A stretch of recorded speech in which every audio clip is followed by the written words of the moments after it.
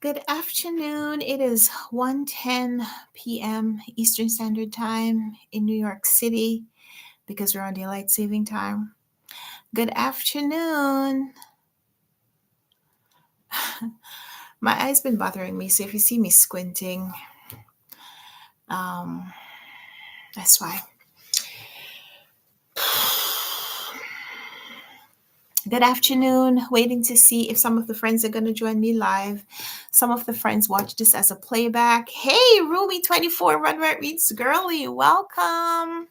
Hello.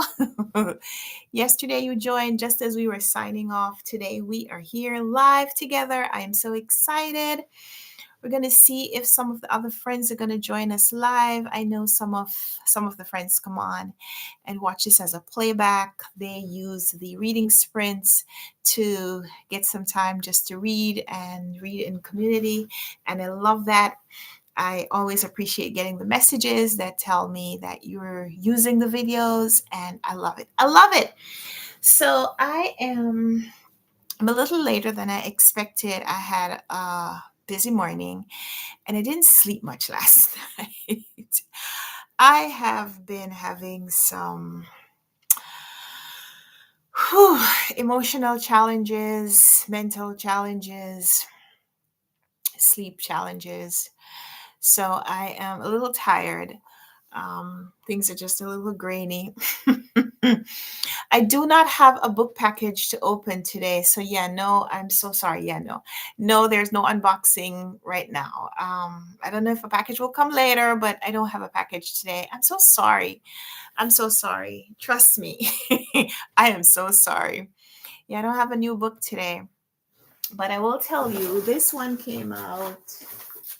This one is being published today. This is David Brooks' How to Know a Person, and I had intended to read this so that I could talk about it today, but I've been busy. I've been busy reading some other things, and I will tell you that I finished The Grand Paloma Resort by Clavis Natera. This is one of the books that I wanted to read for the book club discussion, and I finished it, so I'm very, very excited. I love finishing the book club book at least a week before our discussion, so I have time to think about some of the things that I want to discuss. I have time to maybe look up some of the history that I'm not familiar with that I think it would be helpful to know as a backstory to the novel. So I finished The Grand Paloma Resort by Clavis Natera. Hi, my cozy little library is on. So happy that you could join us live. Runwright Reads Girly says her Wi-Fi isn't really good, so it'll be a little laggy. I understand. I understand. We had some internet challenges yesterday because the Amazon server, I think, was down. And you don't really think about how you get your connection until you have challenges with it.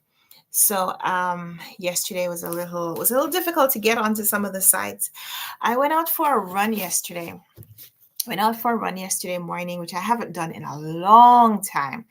A few months ago, I remember my cozy little library had asked or told me about wanting to get back into running regularly as well. And the thought was that I was going to get back into running around that time, and it didn't happen. So yesterday, for the first time in a long time, I went running. And because it had been so long, I didn't have an app on my phone to track my running because whenever I am running low on storage, I offload or delete some of the apps that I'm not using. So I had deleted the app that I used to use to track my running. So I went out yesterday, and just as I went outside, unprepared as usual, and I was trying to download the app and then to open it, like to sign in or sign up. And I couldn't understand why I could not get access to the app. So I went to my fallback app, which is the one that I always used to use, not the one that I was being recommended. And I thought everything was fine. I started running and I ran and I was so proud of myself. And when I went to stop the app, I realized I had not started the app. So nothing got tracked on the app. It got tracked on my phone just as an activity otherwise.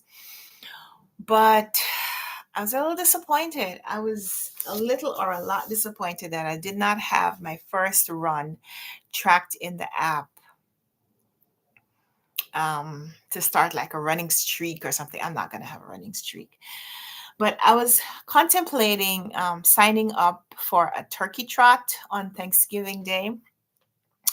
And whether or not I sign up for a turkey trot, I'll try to do a turkey trot or just, try to go out for that symbolic run on Thanksgiving morning right before you eat the big meal. But I wanted to track it yesterday. And when I tried to open the app, I guess the reason that my app wasn't working was because it was an app that is being powered by one of the Amazon services. So I only learned about that later in the day. All of that backstory, right? So yeah, I understand if your Wi-Fi is lagging, it might be a little challenging, but I if you leave a comment, put a comment in the chat, I will respond to it even if it's later. So yeah, I finished this and I want to tell you briefly about it because it's good. It's a lot better. The end was a lot better than I was. How do I say this? I like the setup of the book, and there were some points in the middle where it felt like things were not going deep enough. That's what I was concerned about. Like in the maybe after we'd finished like the first fifth of the book, like the second and third fifths of the book, felt like things were not going as deep. And then it took a turn and it got really deep, and we went into not just the dynamics of this resort, like living in paradise or on this paradise resort on an island that has political and social struggles, but we went a little bit into some of the backstory and the history of the Dominican Republic and interaction with Haiti, interactions between Dominicans and Haitians, and a little bit of that history. And it got so intriguing. And then there's a little bit of a discussion of expatriates and tourists and how they interact with the people on the island. And oh man, the book was really, really good. So here are some comparisons that you can make with this book. So again, we're reading about two sisters, Laura and Elena. Both of them work on this resort, the Grand Paloma Resort. And the Grand Paloma Resort is one of the locations of a like an international hotel chain. So on this island, on the Dominican Republic is a country. It shares an island with Haiti. So in the Dominican Republic, there are two hotels that belong to this chain. There's the Grand Paloma and the Yellow Paloma. And there is contact and communication between the two places, but they're separate. So we are reading about these two sisters. One of them works as an executive, and the other is a lot younger. She's about 10 years younger than the older sister. And so you could see, the difference in how they interact with each other. In a lot of ways, they are more guardian and charge than sisters. So the older sister, she has always felt and had to take responsibility for her sister. So here we see her kind of you see the younger sister messing up and the older sister wanting to maybe teach her a lesson, but it is the absolute wrong time for them to do it. Because something happens. One of the younger sister is supposed to be working to help take care of children, and something happens. Something happens with someone who is supposed to be under her care, and she's trying to evade responsibility. And the older sister is caught between wanting to teach her a lesson and wanting to protect her. And so we get a lot of that discussion of the family dynamics with justice and responsibility and all of that. And of course, when things happen, they're not limited to just how you would want to handle it. There are other people involved. There are the people who could be victims in other ways. So whether it is someone who is hurt, or whether it is the person who loves those people who are hurt, that kind of thing. Don't want to give you spoilers, but the book is really, really interesting. And it is like, it's a little harrowing at points, but it does have a very satisfying, ending.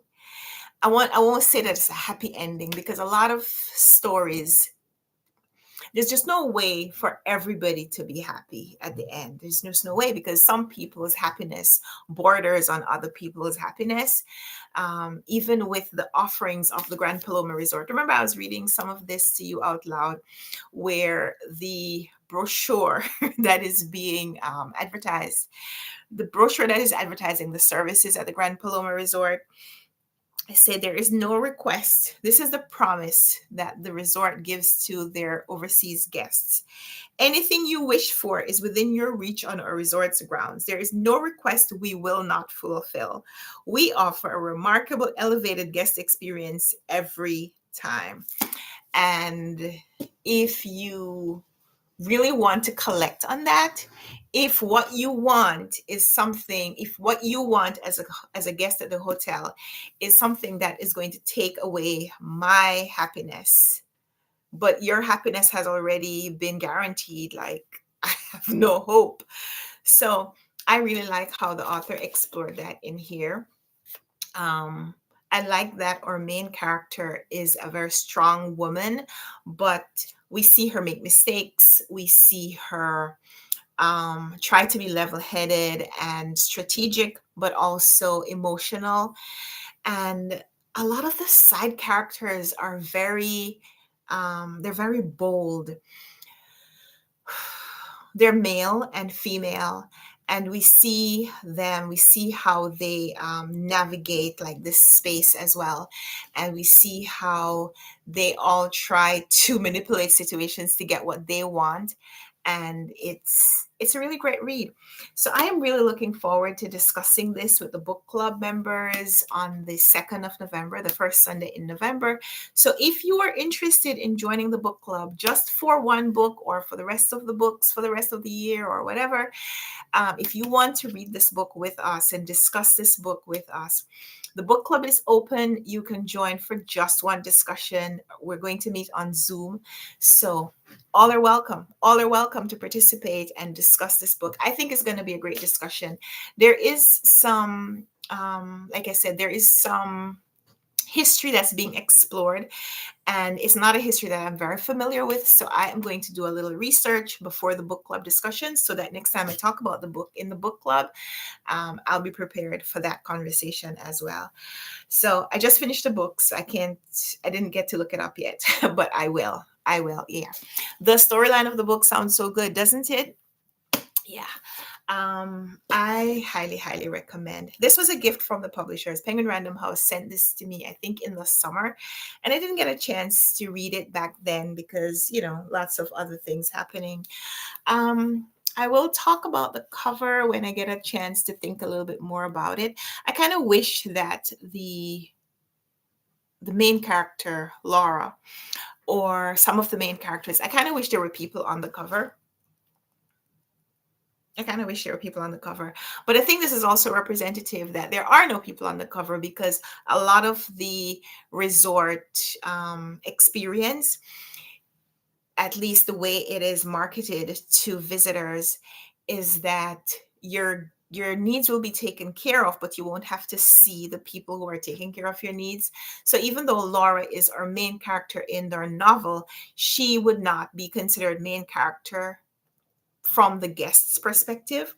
All of this is supposed to be provided anonymously. Like, you're not really supposed to know who is taking care of your every women fancy, except, well, that's not quite true. I'm second guessing my statement, because Laura is an executive, so she has a lot of FaceTime with some of the guests, but I think up to the point where they're comfortable.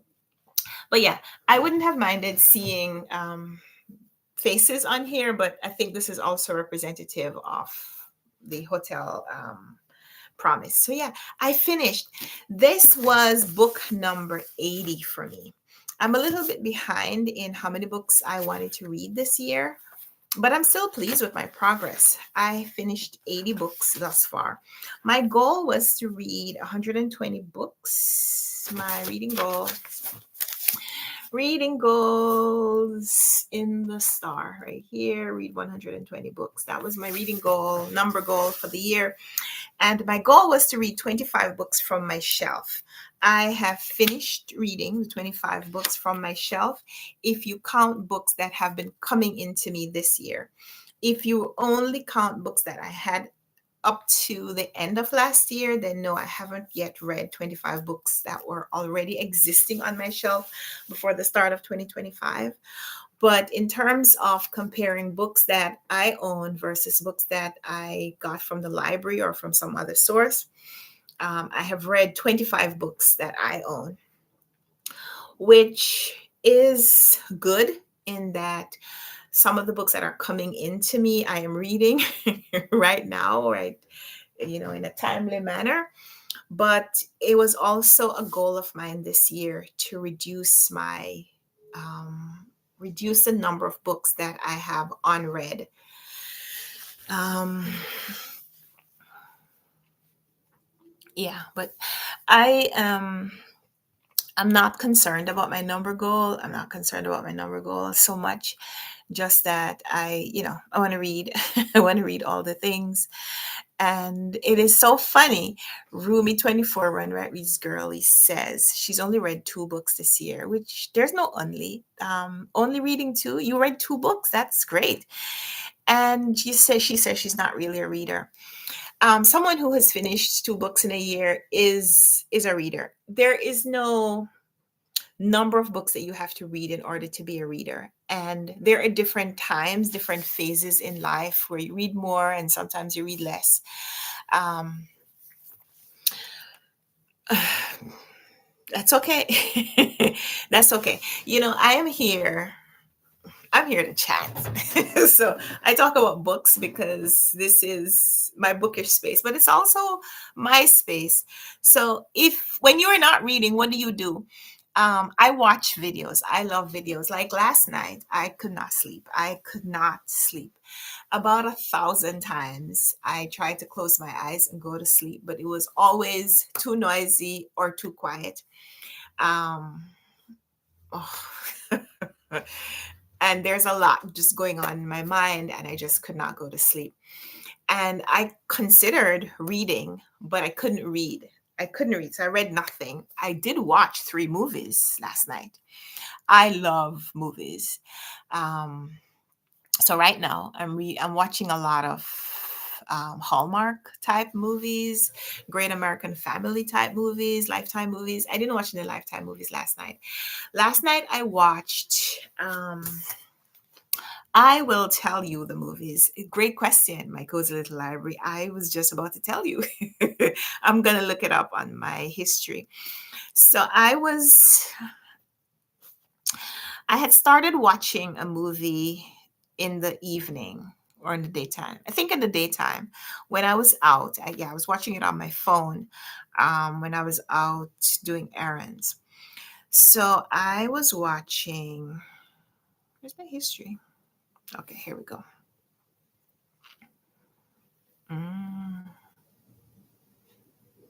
I was watching a movie called A Christmas Prayer, which is a Hallmark movie, I think. It is, but I wasn't watching it on the Hallmark channel. Rumi 24 says, "Oh, it's the exact opposite for me. Like, I want to stay late to finish watching one video. Next thing I know is that my phone is where my feet are and it's 6 a.m." No, no, generally, a movie could put me to sleep, but I couldn't sleep last night for several reasons. But yeah, I couldn't sleep. So I was watching A Christmas Prayer during the daytime. I didn't finish it. So I finished that last night. It was a movie about a widowed father and his daughter, and they had just moved back to be close to the father, like the setting for a lot of Hallmark movies. And around Christmas time, Um, they meet this lady. So the father, the daughter, and her grandfather go to church, and one of the assignments that she got in her church was that she should make a prayer list, things that she wanted for other people for Christmas. And so she made this very detailed list of prayers that she had, that she wanted to have answered for other people.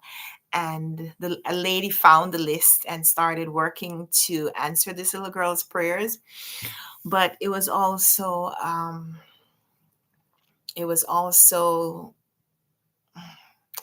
Hallmark movies. So she's also being matched with the father. It was really cute, and I really like the message behind it. There was a lot of other things going on, and I loved it. A Christmas Prayer, and then we moved from Christmas back to harvest and fall. I was watching a Harvest Homecoming. No, I didn't watch that. Did I? I didn't finish that. Sorry. I started watching that, but I didn't finish it. I think I'd watched it before and it just wasn't grabbing me. Um, I watched Matchmaker Christmas, which that was my first time watching that one. Matchmaker Christmas, I don't think it was a Hallmark movie. It may have been like a Great American Family. And it was about a woman who's working in publishing, and she tries to set up her friends, and her ex comes back into town, and somebody who she was trying to set up on another date asked to be matched with the ex, and you can kind of see, you can kind of guess how that's gonna go. um yeah. And then I started watching this other movie, but I didn't finish it. Gloriously, I fell asleep while this one was going on. It's called You May Kiss the Bridesmaid, and it was pretty interesting. But I didn't finish that one yet, so maybe later I'll finish it. I also watched some videos, some HGTV. I like watching house tours and home renovations. I love that. So I was watching a house tour of Zoe Deschanel. Is that how you pronounce her name? Zoe or Zoe? Zoe Deschanel and Jonathan Scott from Property Brothers. I had no idea they were a couple. I had no idea they were a couple. But last night I was watching a tour of their New York City home, and it was stunning. It was stunning. So, for those of you who have watched my chatty videos, my non bookish content over the years, you may remember my cozy little library. She'll remember last year or a couple of years ago, I was trying this minimalism. Um, I was trying I trying minimalism out. And I realized very quickly that I will never be a minimalist. I don't want to be a minimalist. I like stuff. I like stuff. I like having things. I like owning things. I like owning books. I like having more books than I have read, more books than I probably will read in any time. I like I like my things. I like trinkets. I like clothes. I like organizational materials. I like my things to be organized, but I like to have all of it. So I think, one of the things that I learned in decluttering is to not have so much that is overwhelming, and that if you're going to keep a lot of stuff, you need to have the space to have it. And you also need to have a way to have things organized so that when you're looking for things, you know where to find them. But I like stuff, and I like patterns. I like color. I don't like things to look cluttered, but I like things to look inviting and warm. And a big way that you can do that in design is to use patterns and colors. And Zoe really loves patterns, bold patterns, a lot of prints, and how her designer reflected that in the space. It is stunning. It is stunning. So, yeah, um, I'll tell you what it's called. It was Inside Zoe and inside Zoe Deschanel and Jonathan Scott's something. It's Open Door. It's an architectural digest video. So it was called, I don't know if I can link it, but I will. Oh, I could type it right here. This is what it's called. Inside Zoe Deschanel and Jonathan. Let me see.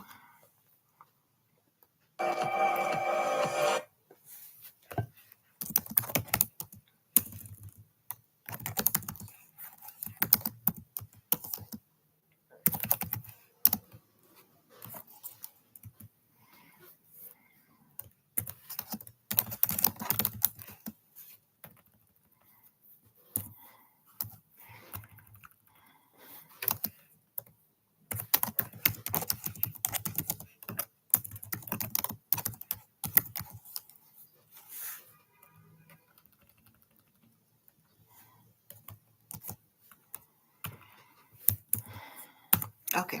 So I put the title of the video in the chat. Um, yes. My cozy little library. You remember the author of that one tidying book? He was next level. He used one towel for bathing and dishes. I was like, okay, I don't want to get to that level. Yeah. Fumio Fumio something. I remember that was the point in the book, I think, when I realized that men and women see the world differently. Men and women see the world differently. So, Rumi, we were on this kick reading these minimalism books, and I found this one book. Some Who had recommended that book to me? I don't remember. Um, did you recommend the book to me, my cozy little library? I remember someone recommended the book to me because, and there were some good things. There were some good takeaways in the book. I remember. I remember one of the things that the author said was about he got rid of everything. Like he pared down. He had an apartment full of stuff, and he realized that he didn't want to manage all of those things. So he pared down everything. Like he gave away everything or sold everything, like a weekend. And he just left his bare necessities. And then he tried to figure out what he needed to add back, which you can do if you have that kind of disposable income. But that's not going to be right for everyone. Also, he is a single man. He's a single man. I am not a single man. I I like to be comfortable. I like to be cozy. I have 3 blankets on the couch at any one time. I like I like a washcloth and a towel in the bathroom, and then in the kitchen, I like to have 2 hand towels on the stove, not including the ones that are like hanging over the sink. I like to be comfortable. I like things to be convenient. I like things to be clean, but I also like to have a lot of things around me so that when I need them, they're there.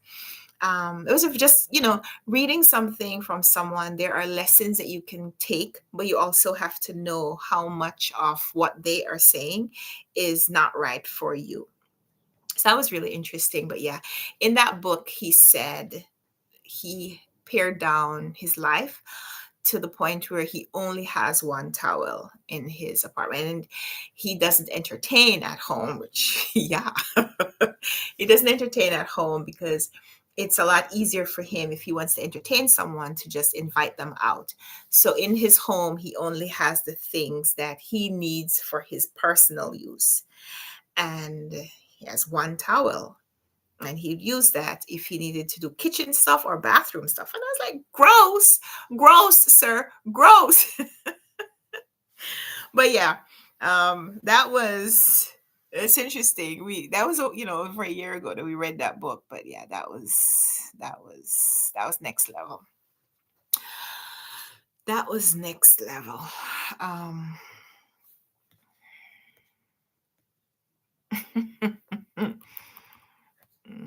That was next level.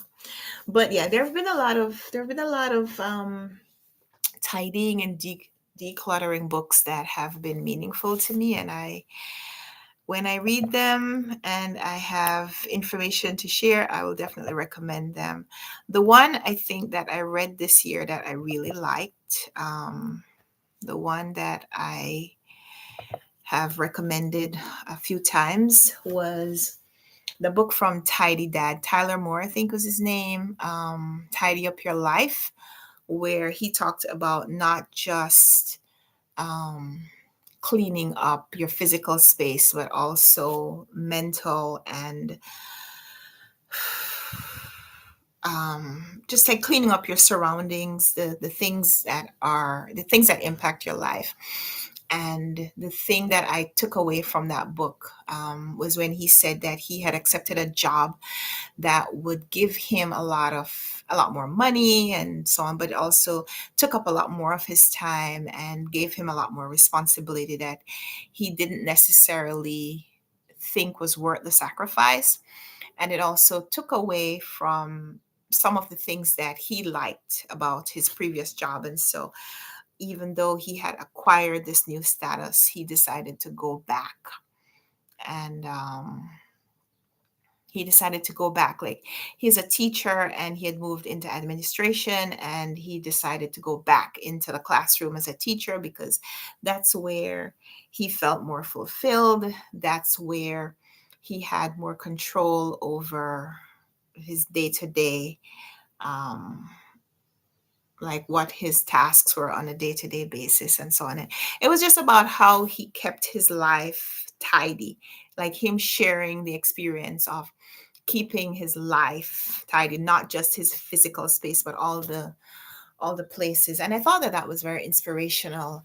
I thought that that was just like a wise way to look at things. So yeah, yeah, my cozy little library. You are the one who recommended that book to me, but with that caveat, right? That sometimes you have to know who the people are who are giving you counsel, because um, their counsel will always be based on their perspective, um, how they see the world through their lens, through their experience. So yeah, that's other stuff, video stuff. Um, yeah, I watch a lot of videos. I don't read all the time. Um, I don't read all the time. But when I do read, I always like to tell you what I have read. And when I watch, I like to tell you what I have watched too. I got a notification that my books that I requested from the library, some of them have come in. One of the books that is supposed to be at the library waiting for me is Mr. Loverman by Bernadine Evaristo. And I was telling you yesterday that I chose well, I chose that book to respond to a prompt where you read a book that has been made into a series. And so I want to read the book, but I'm also going to try to look to see if I can get access to the series so I can do a little book and TV um, companion. Not, I don't think, I don't think the book is going to match a TV series because I think it's a pretty small novel, and the series is probably just based on the character from the book, but not like representing all the situations, or not just limited to representing the situations that are in that book. So I'll read the book first just to see how I like it. I think I will. I like Bernadine Evaristo's writing. She won the Booker Prize a few years ago. She shared the prize with Margaret Atwood when Margaret Atwood released a book that was the sequel to The Handmaid's Tale. Um, hmm. This is my Booker reading shelf. These two shelves, but neither of those books are shelved because I think they are in a different pile for different reasons. A lot of the books are representing multiple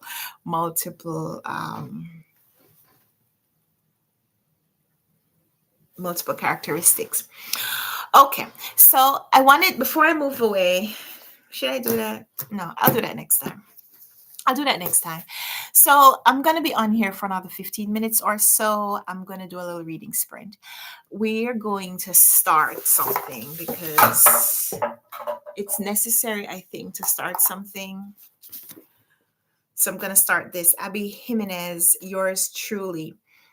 My friend Erin was on here yesterday, and Erin said, I don't need to read the book that comes before this in the series. I don't need to read the books in order. So I'm going to take her advice because this is the book I need to respond to the prompt, which is to read a book with a STEM female character. And so I'm going to read Yours Truly by Abby Jimenez, which is about a doctor, Dr. Brianna Ortiz. It is 390 something pages, and it's, Abby Jimenez is a popular author, and I feel like I want to read a popular author. I want to read, I think, a romance novel. So that's what I'm going to do. So we're going to read for about 15 minutes. We'll put us right after 2:00. And then maybe we'll talk a little bit about what I read. So I'm going to set a 15-minute timer. It just turned to 1:47. So 15 minutes is going to land us to 2:02. But we're going to do it. And then we'll chat for 3 minutes and then we'll be off. So 15 minutes on the clock starts now. 15 minutes. Okay, Runwright reads 24. Roomy 24, Runwright reads Girly is going to watch a video, but later today she'll read a book, or tomorrow. That's okay. That's okay. So I'm going to start with Brianna's story. They're calling him Dr. Death. That's the opening line. I love reading opening lines. I mean, I like to read the other lines too, but opening lines are interesting to me.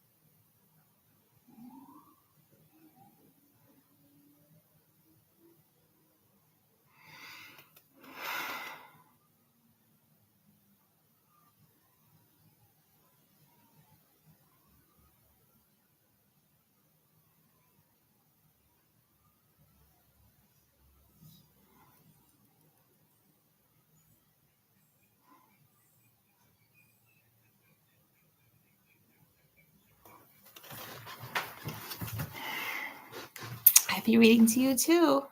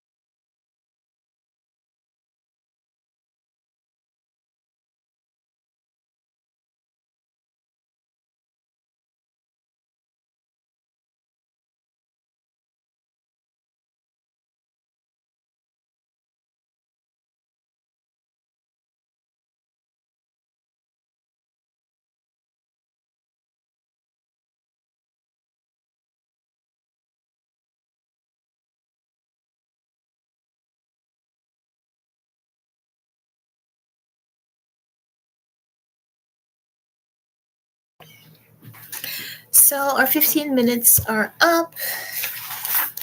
I was gonna try to let me finish my page.